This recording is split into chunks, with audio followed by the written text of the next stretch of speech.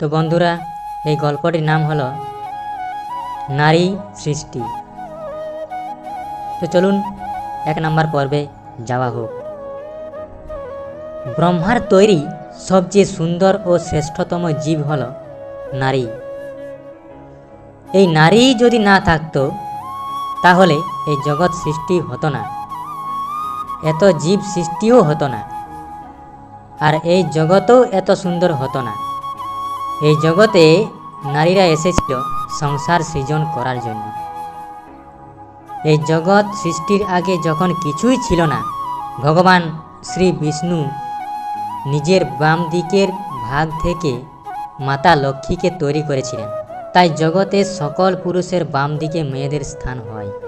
ব্রহ্মদেব যখন নারী সৃষ্টি করেন, তখন ব্রহ্মপুত্র নারদ এসে জিজ্ঞাসা করেন যে, পিতা, এ কেমন জীব স্পর্শ করে দেখলাম, গাত্র প্রচণ্ড কোমল, এ কি ওই জীবের চোখে?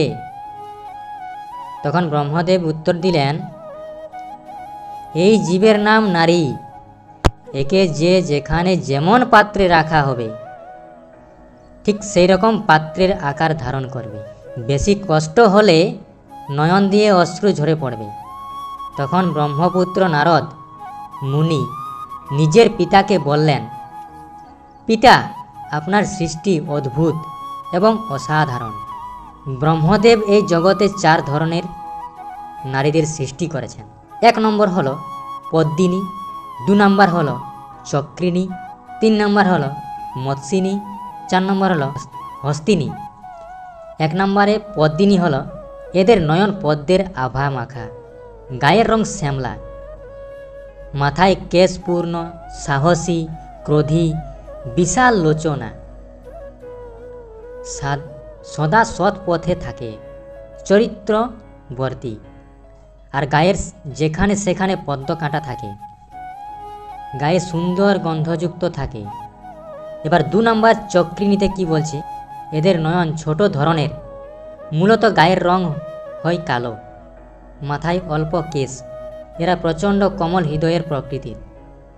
এদের মুখের বাক্য কাঠারির সমান, এরা সৎ আদর্শবর্তী ধরনের হয়।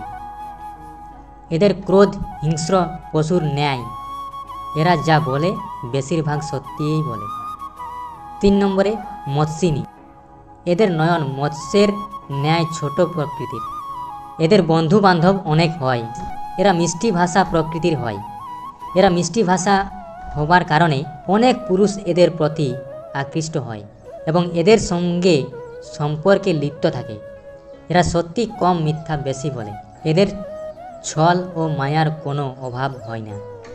এরা চরিত্রহীন প্রকৃতির হয়। এদের গায়ে আঁচটে ঝাঁঝালো গন্ধ হয়। তাই এই সব নারীদের কাছ থেকে দূরে থাকো। 4 নম্বর হস্তিনী, এদের নয়ন হয় পটল চেরা ধরনের। এরা সব সময় অন্যের জিনিসের প্রতি বেশি লোভ হয়, অন্যের মেরে খেতে বেশি ভালোবাসে। এরা লোকের দেখে নকল করার চেষ্টা করে, অপরজনকে দেখে হিংসে করে। এরা অন্যের ভালো কখনোই চায় না। এরা চরিত্রহীন, ছোট মানসিকতা প্রকৃতির।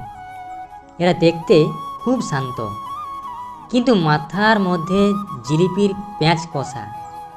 এদের গায়ে একটা বটকানি গ্যাস হয়। এইসব নারীদের এড়িয়ে যাওয়াই ভালো। তো বন্ধুরা, এখানে প্রথম পর্বটি শেষ করলাম।